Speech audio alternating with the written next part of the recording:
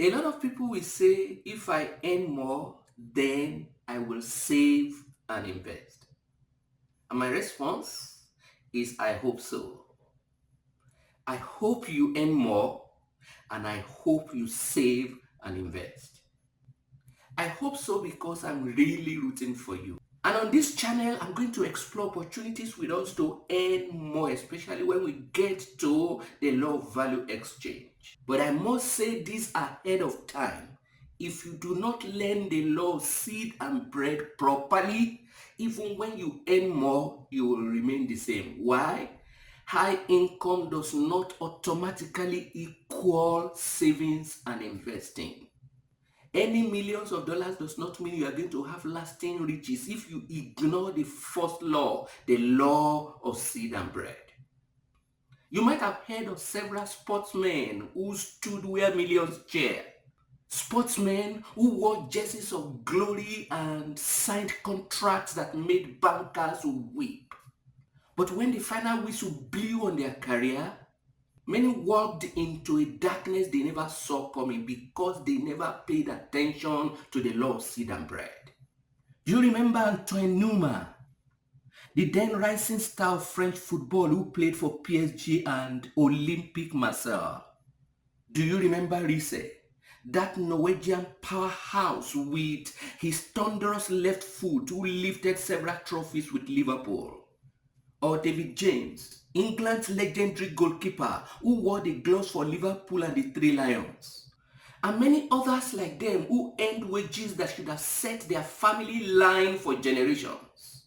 Yet when their career ended, some of them faced severe financial turmoil and even bankruptcy. There were even several former footballers who found themselves without a penny to their names even after earning millions. These were people who once had extravagant homes, luxury cars, and endless parties, living as though the fountain of millions would flow forever.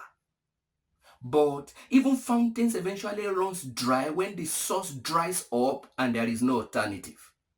Now, if you don't know or remember any of those people that I mentioned earlier, I believe you must have heard of Diego Maradona, the hand of God himself, that man who lifted the whole nation with his left foot. Maradona earned staggering sums at Barcelona, Napoli, and Boca Juniors. Yet, after retirement, he faced a whirlwind of financial chaos owing to extravagant spending, unpaid taxes, and debts running into millions. His story is not isolated. It is a recurring tragedy in the theater of high income for any and every single man who will not obey the law of seed and bread, separating the seed of income in order to invest for the future. The pattern is undeniable. These men did not lack income. They lack laws, the principles that govern lasting riches.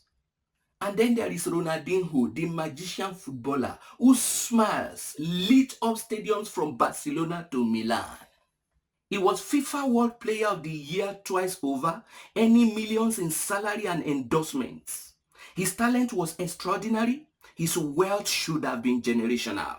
But without systems to preserve what he earned, the music stopped. And the magician found himself trapped, not by football opponents, but by the consequences of his own financial neglect. Let me say it again. High income does not equal automatic savings and investment.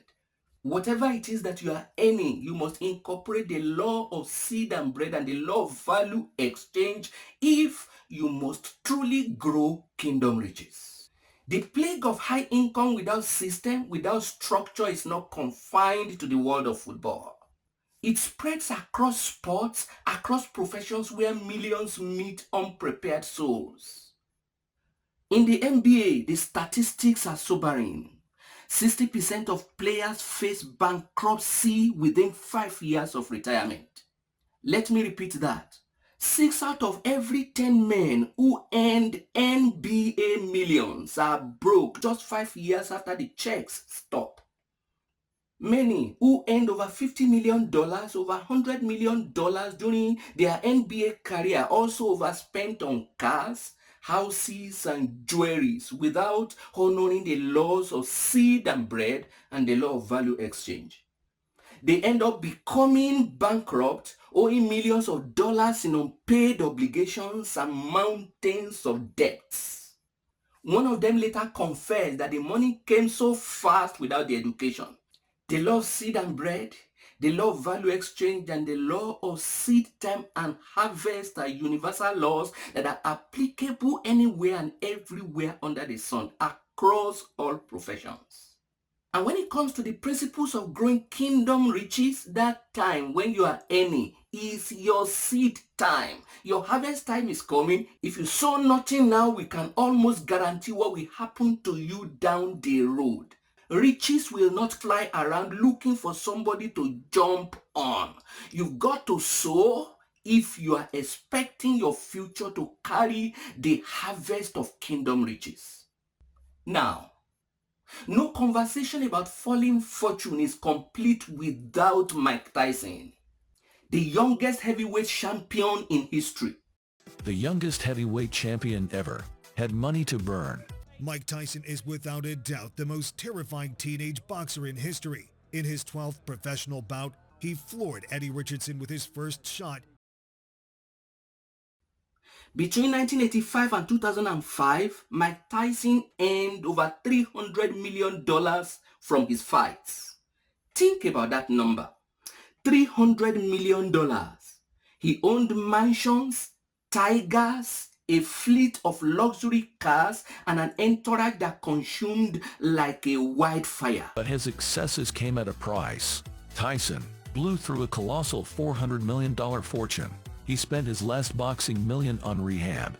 Those crazy days are long gone. Iron Mike is a changed man. In 2003, Tyson filed for bankruptcy, not because he stopped earning, but because he never learned the difference between income generation and wealth creation, between the bread portion and the seed portion of his income. Mike Tyson's spending was legendary. $4.5 million on jewelry alone, a gold bathtub, millions on maintaining a lifestyle that could not survive the gaps between fights. Tyson himself later confessed, "I don't really know how to explain it. I just wasn't disciplined with my money." In 1988, Tyson bought a $2.2 million gold bathtub. It was a gift for his then-wife, Robin Givens. The tub was oversized and made of 24-karat gold. Tyson's mansion was a non-stop party palace. I think I was insane for a great period of my life. He admits the whirlwind of fame and fortune consumed him. I just knew how to get on top. I didn't know what to do once I got there. The man who could knock out any opponent could not defeat the silent adversary of financial ignorance. But I'm telling you now, many sincere believers and disciples are never taught these things. Many are taught to believe that whatever will come will come. No, it does not work with growing kingdom riches. Riches will never come your way if you don't prepare for it. It is not a cause, it is a law. Riches that last are grown. Riches that last are governed by laws. The laws of seed and bread, value exchange, seed time and harvest. You cannot ignore these laws and stumble on riches. No, it is against God's principles. Yet when unbelievers, the same unbelievers who have no regards for many of the things you have been taught in discipleship class, carry these same principles and follow them, they grow riches and are able to fund their appetite. If believers disregard and disobey them, they are guaranteed to grow up in the darkness of poverty and may even hand over the same poverty to the next generation. Because invariably, we are also teaching our children never to follow these laws. These are not laws governed by banks or business schools. These are laws of the kingdom enshrined in the Word of God. So remember this. Talents, skills, and qualifications can open the door. Income can fill your purse, but only stewardship enshrined in biblical principles of seed and bread, value exchange, and seed time and harvest can multiply riches and keep them within your family line.